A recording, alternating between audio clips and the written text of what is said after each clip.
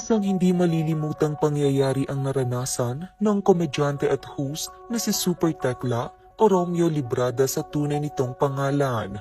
Kuwento nito sa isang interview, ang pagiging komedyante umano ay hindi palaging malayo sa kapahamakan na propesyon dahil kahit nga raw ang intensyon mo ay magbigay ng kasiyahan, minsan ito pa raw ang nagiging rason upang malagay sa peligro ang iyong buhay. Sa interview nito sa Fast Talk with Boy Abunda, kamuntika na umano siyang pumanaw ng maaga nang mapikon raw ang isa sa mga audience sa kanyang naging biro.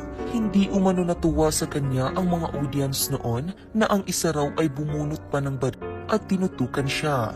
Nangyari umano ang insidente nang nagsisimula pa lamang siya bilang komedyante. Kasi ang joke ko sa kanya, ang ingay-ingay mo dyan pabigat ka lang naman, mabigat, pangit yung dating, pangit yung atake, anito. Laging pasasalamat lamang umano niya nang mapakalma nito ang nasabing audience. Nakuha ko siya na, sorry, I'm a comedian. Siyempre pumasok ka sa lugar na ganito.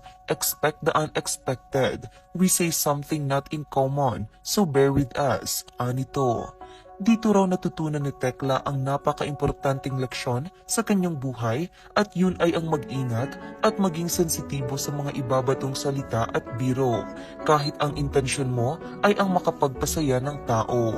Kasi mahirap dapat responsibility mo yon. Yung words mo dapat appropriate paglapat mo sa tao para hindi offensive. Saad nito, ipinaliwanag rin ni Tekla na malaki raw ang pagkakaiba ng pagiging stand-up comedian at television comedian.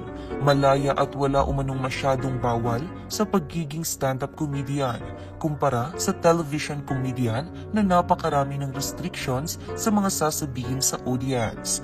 Ang interview na ito kay Tekla ay nagsilbing aral rin sa mga nakapanood na netizens na maging sensitibo sa biro o mga gagamiting salita dahil maaari itong makapanakit ng kapwa at maging rason pa upang mapahamak ang mga sarili.